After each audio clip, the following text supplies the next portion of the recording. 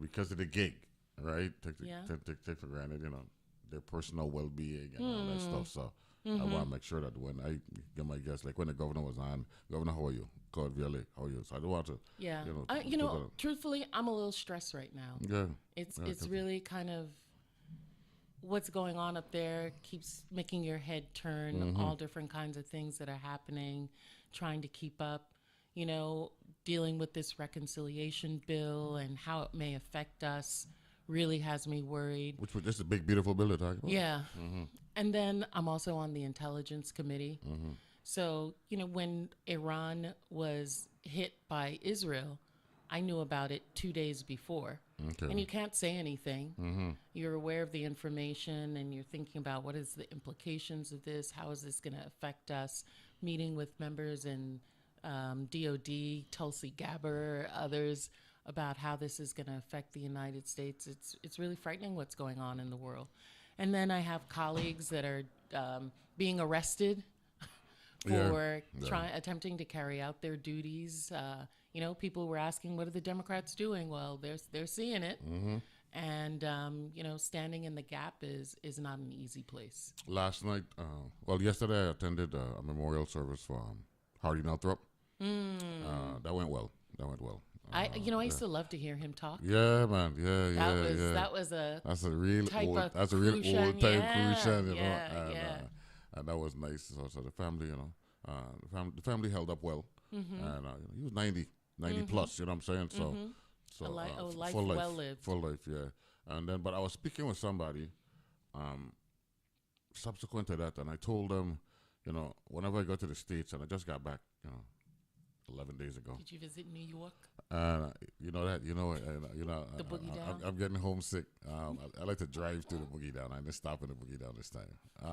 So I'm always excited to go to the States.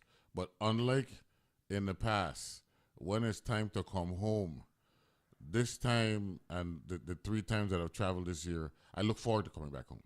In the past, I'd be like, man, I can't squeeze out another day or two. But, it's just different. Yeah. You know what I'm saying? Yeah. And it's unfortunate, but it is what it is. And we'll be stronger though. I don't want people to think that, because, there's a certain type of leadership going on and, targeting and all that, I'm going to be intimidated. I'm not looking for a confrontation, but, if it comes, I look forward to pulling out the passport out of my wallet and let them know, I was born in New York, you know what I'm saying? You check. But why do you think that was? So many people were born in New York during that time period. Malik Siku and I had this conversation in detail one time, and every time he comes on, the goal was, we go get to New York, not the States. You know what I'm saying? We go get to New York. And even more so once the purchase was made. It actually started in the 1890s. You know what I'm saying? Yeah, because Hubert Harrison was there before. Exactly. Before the purchase. And then Usi was on about a month ago, and a part of that too is, and then between 1917 and 1927, we were citizenless. Yeah. You check what I'm saying? Yeah. So, stuff was limited down here. Right. You know what I'm saying? So it was really about opportunity. Yeah. Genuinely about opportunity. Yeah. You check? So they taking the Katrina, catching the boat, that long boat, my right? God. My mother always says she thought that's where her sisters came from, the Katrina. The Katrina, you know what I mean? Take the boat and, I mean, I lie to you. I knew there was a migration, but I didn't realize how voluminous that migration was. Like, and talking about the topic on the show, and it ain't limited to the Virgin Islands. Yeah. It's a Caribbean thing. That's why that Eastern Parkway joint is so big. Yeah. You know what I'm saying? Yeah. So it's personal for a lot of people because I know that a lot of them were the oldest siblings. Yes. You go up, yeah. You work. And you bring up. You bring up. That's send how money it back works. home. Yeah. Barrels And then of course and whatnot. the Virgin Islands, our situation, and Puerto Rico. I would, for obvious reasons. Remember, they own the Bronx. Right. There was a time when they dominated the Bronx, right? Right. But our Casper Holstein story is a movie, if somebody really, that would be, they have that his character. Remember Yeah. in what was it? Boardwalk something? Yeah, something. Yeah. About the I remember. gangsters and. But yeah. I think it really should be a full-fledged Sure. Casper Holstein, that story. Like, it ain't just about him leaving here, going up to the States, the numbers game. And then there's the crime component, with Dutch Schultz coming from the lower part of Manhattan, threatening the lady from St. Lucia or Guadeloupe, whatever her name was, and then his sending back that money part you're talking about, sending back to the Virgin Islands. You know what I'm saying? So that's a movie, if they wanted to, But that's all part of the story, and that's why we. It's personal for us. When I see Virgin Islanders in Atlanta, it reminds me of what it was like being a Virgin Islander in New York. That's like 100 years move later. Right. Yeah. Similar move 100 years later. You know what I'm saying? And DC is a big that was thing, a big one, and that's really for education. That was education. The Howard impact, and then the other universities Morgan in that State area, and all the others. We talk about Morgan State as well as I remember we brought that up because Carl Knight is a Morgan State. Oh, really? Yeah. And my older cousins, Lloyd Davis. Yeah, as a matter of fact, Lolo Willis came on. He's a historian too. Oh, so he was in class with my cousin Lloyd. That's right. Yeah. And Lolo went to Morgan, so we were talking about this. So I told him, look, Michael Shan graduated from Morgan, right? And I know that Rusty Bow and Linda Bow them, and so they went there. So I wasn't. I said, but I know Muchi listening, and she could validate that for me. And so she texted me and said and told me he not only graduated from Morgan, he did 2 years in Ponce. Catholic University at Ponce, which was another migration, another thing where a lot of Virgin Islanders went to Ponce, they went to Inter-American, down in San German. She was at Inter-American. Yeah, you know what I'm saying? So migration is really, I mean, listen, when I was fabric of the Virgin Islands and the Caribbean. When I was at Georgetown, Jeffrey Moorhead was up there. Miles and I were at Georgetown together. Dean was over at Howard. It was like it was a whole family. UDC was a thing. UDC, a big one, yeah. Kim Richards, my sparry from in the West, she went to GW. And we had a lot of people from here that went to American, Catholic, GW. You got one more.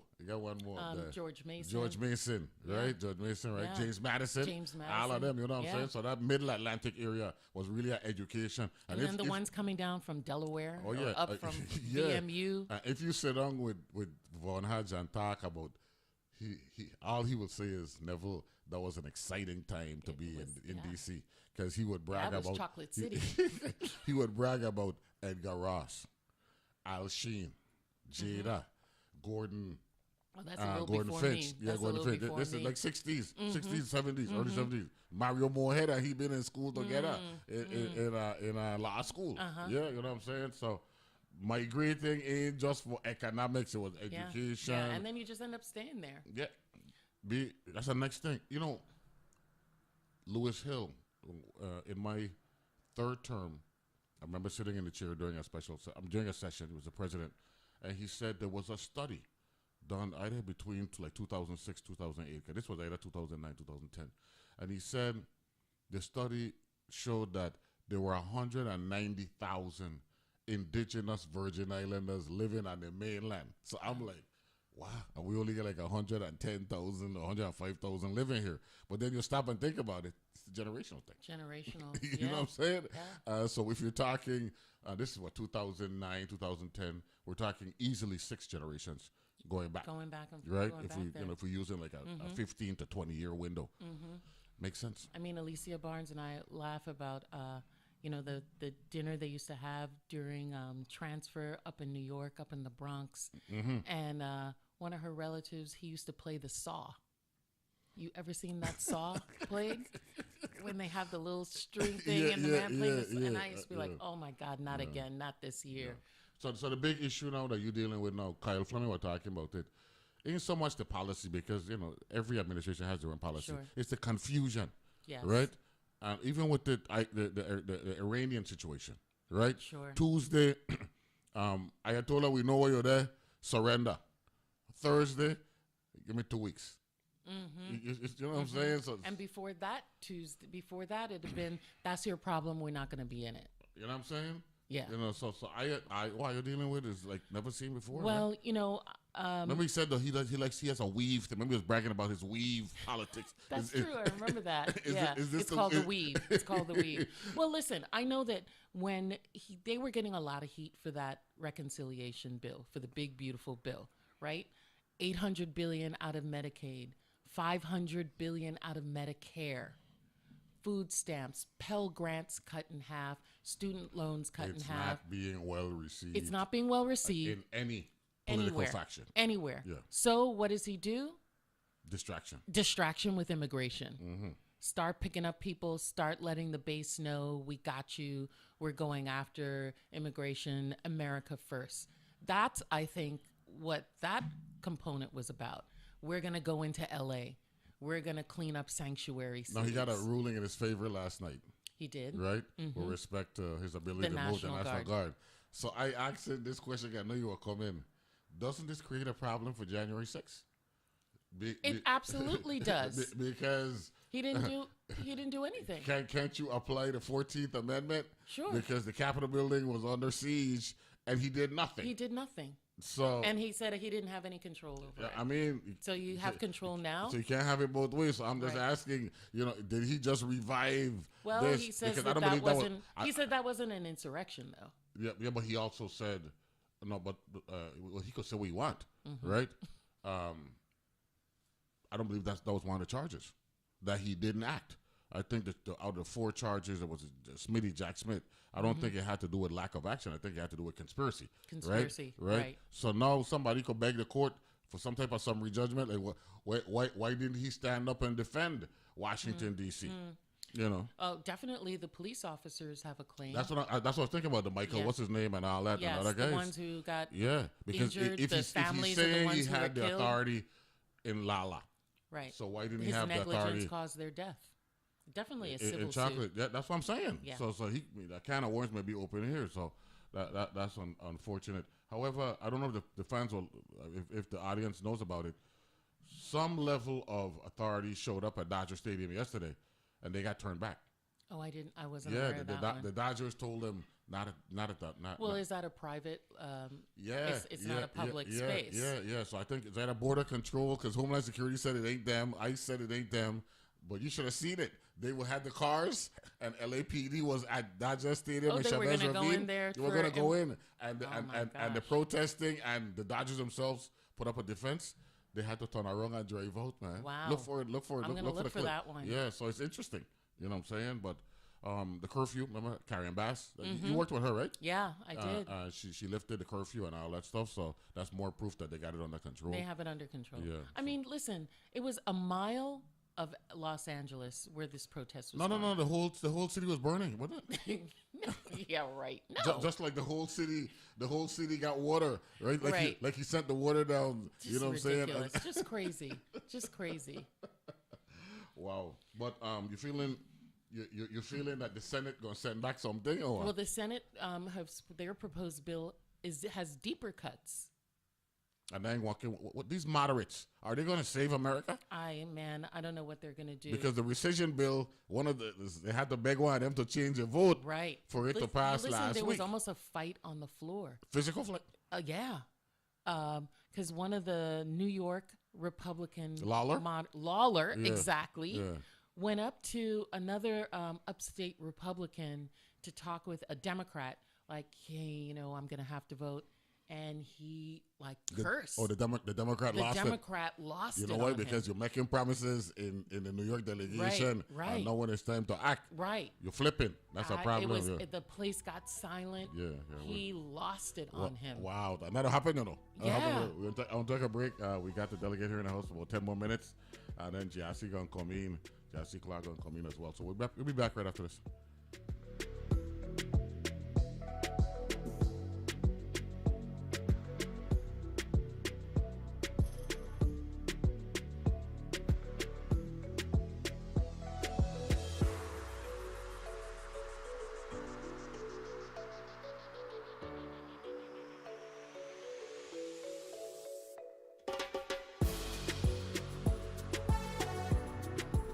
The views and opinions expressed on Analyze This are entirely those of the on-air participants and do not reflect those of the station's board, management, staff, or underwriters.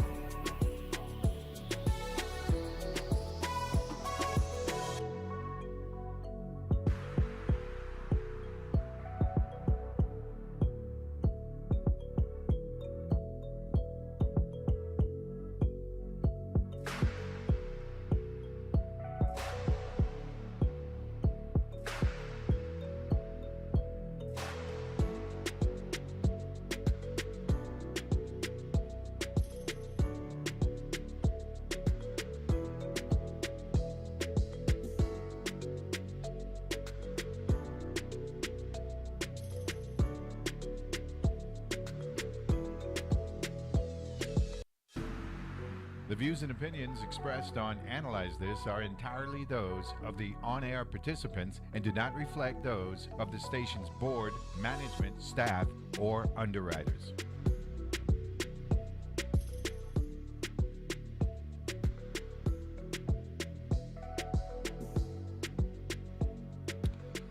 And we're back here to Analyze This, and we've got the delegate, Stacey Plaskett, here in the studio.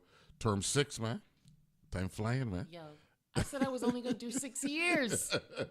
It's term 6, yo. It's crazy. Year 11, you know It's what I'm saying? crazy. I listen, seriously, Neville, I had told my family 6 years. That's the most you're going to get out of me. I've never been in a job more than 5 years. I got to move on. This is getting boring. Got to move on. Got to do something different. So you were talking about the confrontation on the Senate, on the congressional floor. On the House floor. House floor. Yeah, be over this bill, Pete this Stark, decision. Pete Stark from California. They had a situation like this with a bill back in July of 2003. It was it has something to do with welfare. And this is Bush 1. Okay. And promises were made, and I think this is 2, 3 o'clock in the morning, and names start to call, and the next thing you know, they have to call The sergeant at arms? yes, sir, because fight already, you know, the worst thing you could do is make a promise to somebody, and then next thing you know, renege. So that's what happened with it. Jim So that's what happened Clyburn once told me, with the he's rescission like, bill. he said he and Charlie Rangel, God bless their soul, they were telling me some story about some negotiation, some deal that was made. And Rangel was laughing while Jim Clyburn was telling the story. And he was like, yeah, and, you know, the guy goes up and he makes a passionate plea in favor of it. And then when the vote comes, he votes against it. And the other person comes up to him and is like, man, what we said we had a deal. We said we had a deal. And then he turns to Charlie Rangel and he's like, and Rangel, what did he say? He's like, I told you I'm with you until I'm not with you. I'm sure you've seen that right here in the legislature. Yeah.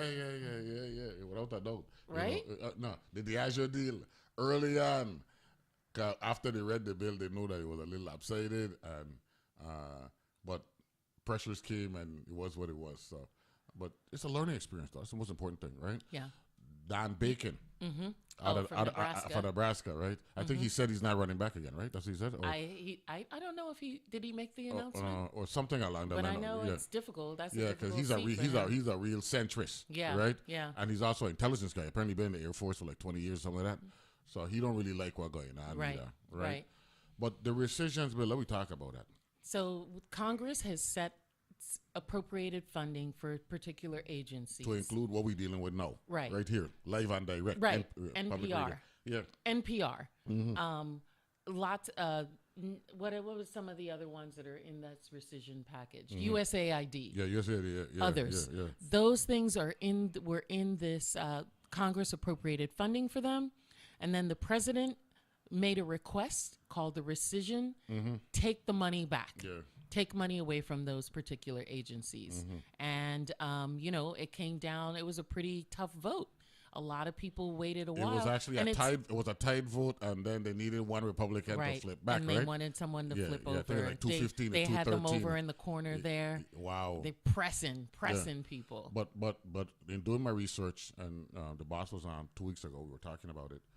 This ain't sitting well in the Senate, though, because senators, U.S. senators in the North Dakotas, the Wyomings, the South Dakotas, need public television. The stations that their constituents are used to and have been there for them are public broadcasting, right, and radio stations as well. Right. So what are they gonna do?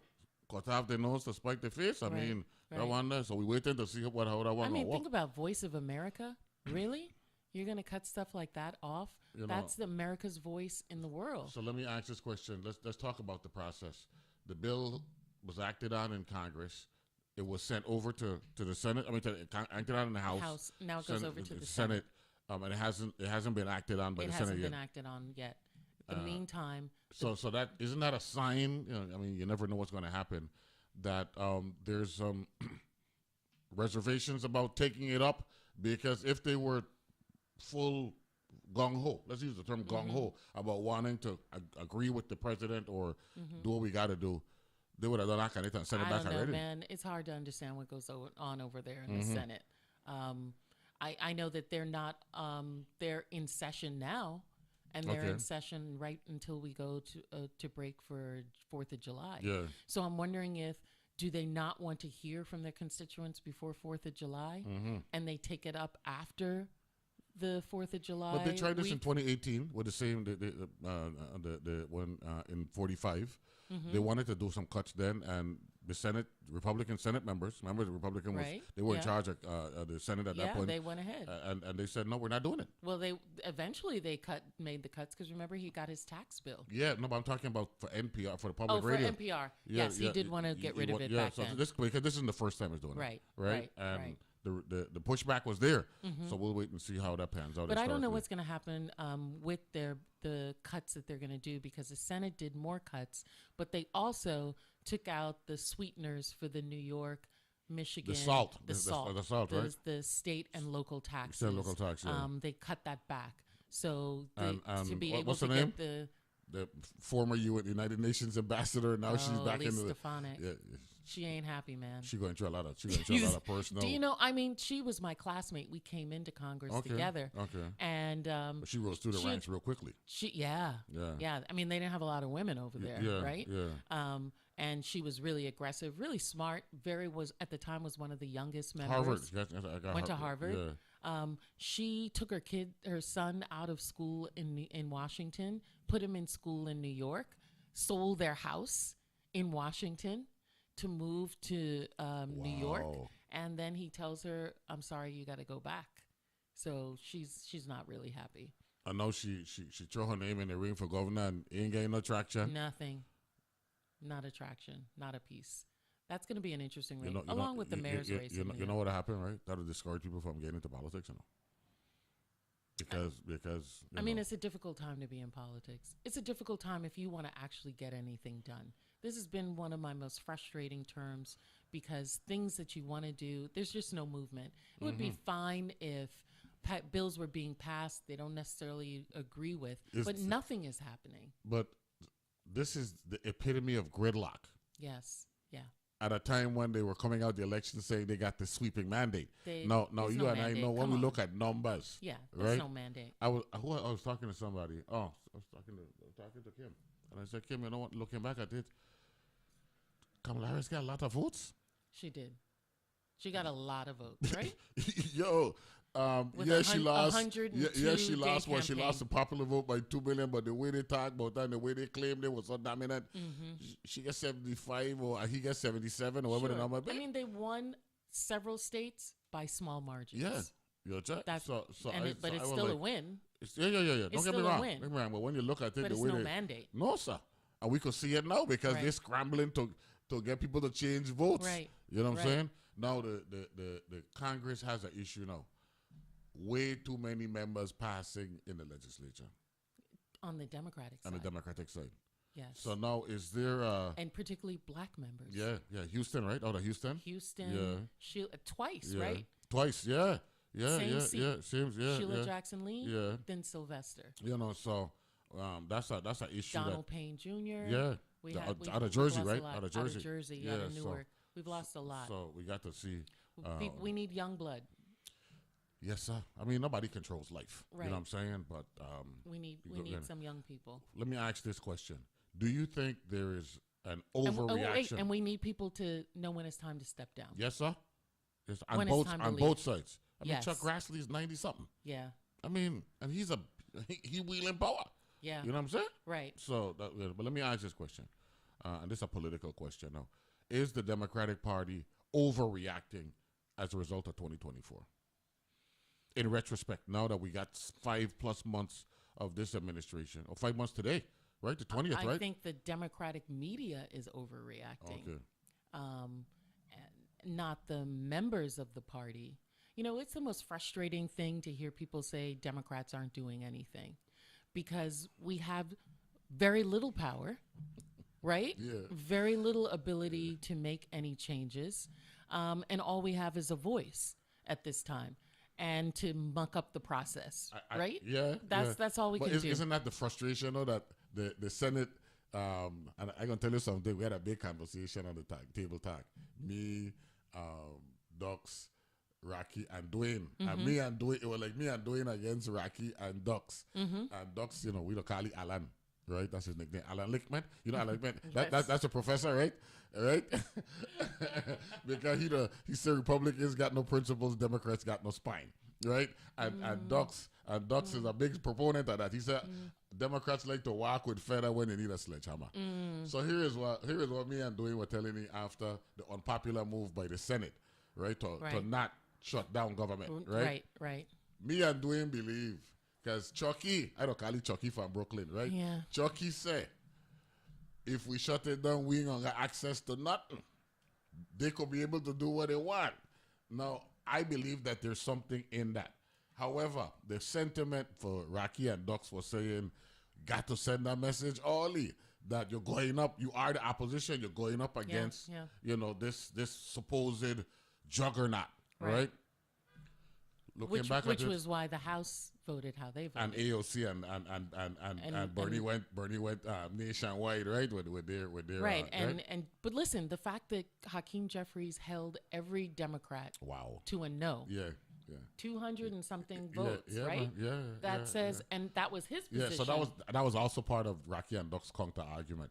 But I was saying something happened in that meeting, that Senate meeting. They said Andy Rutnick's niece played a big part in that. Yeah. Senator Gillibrand. Gillibrand. Yeah, and they said they had a lunch, a Democratic lunch, and 4 or 5 of them said, according to our intel, if we just allow government to shut down, they're going to do what they want. Remember at the time, Elon were running the government.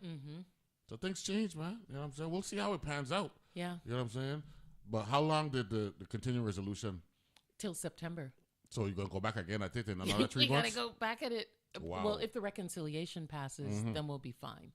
But if not, then they're going to have to go at it again. Wow. I mean, we're not even operating under a budget. Not a full budget. What right? are you hearing with respect to the relationship between Mitch and the president? They have no relationship. It's that bad. Yeah. It's pretty bad. But I mean, now it's Thune is the new leader of the Senate Republicans. But Mitch got like 4 or 5 of them that he go tap into. Murkowski. Well, Murkowski is always going to be a no to Donald Trump. And even though Susan Collins, she's she's arguably one of the greatest flip floppers in the history of the U.S. Senate. She'll talk a good talk. Yeah, she makes us miss Olympia Snow. Yeah, you know what I'm saying? Susan, and then you have Tillis.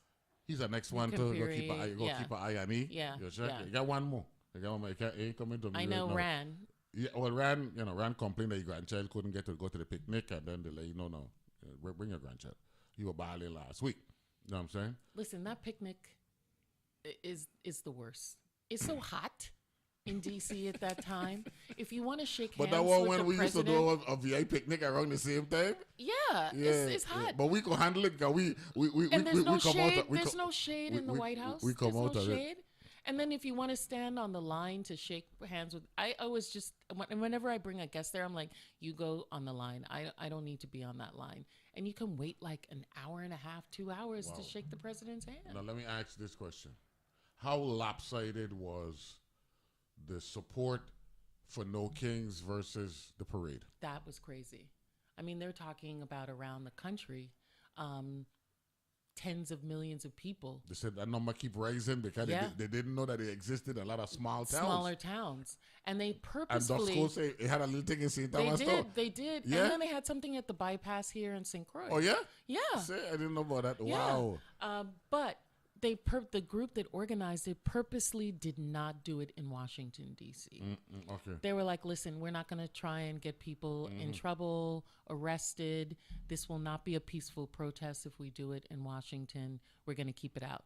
But my daughter, my 16-year-old, told me that on social media, young people were reserving seats at the Trump event. Like the same thing that happened in Tulsa 4 or 5 years ago, exactly. Right? Yeah. So that and then knowing that they wouldn't go, just making up names. And they said that reserving seats. They said that Trump went after Hegseth this week, telling you embarrassed me because this thing ain't turned out to be nothing. And what was the troops didn't even look that strong. And what was painful was that it was so empty you could hear the tank them squeaking on the road. Our lovely tank that we used to get for when we were a child, you know what I mean? That was painful to see our tank them. Very sad. Yeah, man. Very pitiful. Wow. On your birthday, though. If we had to put a number at the polarization of the people of America right now, with 10 being at its apex and 0 being no polarization, what would the number be? As a polarized nation, I mean, I would put us at 7 or 8. What would you think it is right now? I think somewhere around there, because the president still has diehard support. He does. I'm on Twitter. I mean, got a lot of them. Yeah. You can't move them there at all. No. You check what I'm saying? Even if he's contradicting himself to them personally, they're still backing it. So I got to give the president credit in that regard. But how we are looked at externally is not good for Uncle Sam compared to the last 100, 200 years. I go to as a member of intelligence, I go to many countries, and the concern is real about, is America going to be there for us?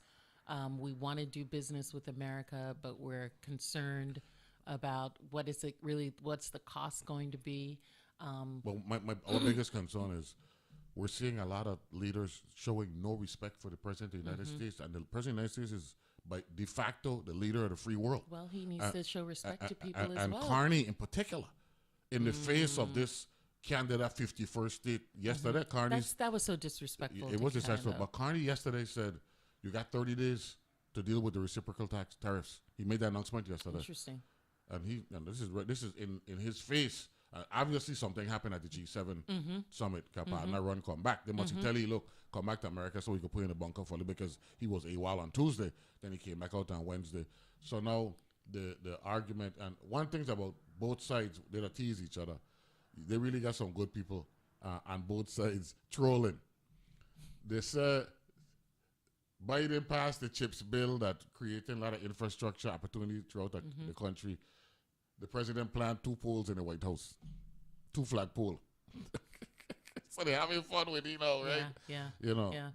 Listen, I in July I will or first week of August. I told you I was in Geneva, but I'm going with a bipartisan group, mostly Republicans, to meet with the WTO, the World Trade Organization, to talk with them. And the WTO is run by a black woman, I saw an that, African woman from Ghana, Yeah. an incredible doctor and economist, to talk about what can Congress do. Is our infrastructure thing with the bandwidth and all that stuff? How that one working out with you? My bill comes on the floor again Monday. Monday. Good luck, man. Yeah. So you head up tomorrow or Sunday? I go back Sunday. I go back on Sunday. Good to see you, man. Yeah. Tell my classmate, my schoolmate, I say hey, Miss Angie. Miss Angie will be here next weekend. Yeah. Because I'm bringing down all these women. I've got Jasmine Crockett, Ilhan Omar, Ayanna Presley, Yvette Clark, I got big thing in St. Thomas, Lucy like McBath. Women meeting together on Sunday at the Westin, Frenchman's Reef. Good to see you, Come man. look at my website and come and join us. Come and join us. I'm going to see what thing for Edgy when I don't hear. Yes, I'll see you there. But Neville, I Jasmine says she needs to come talk to you. What else I know? We're going to work that out. Hey, Guido Shang, hello. Talk to you soon. Okay, Take care. Okay. thanks. Get back right up.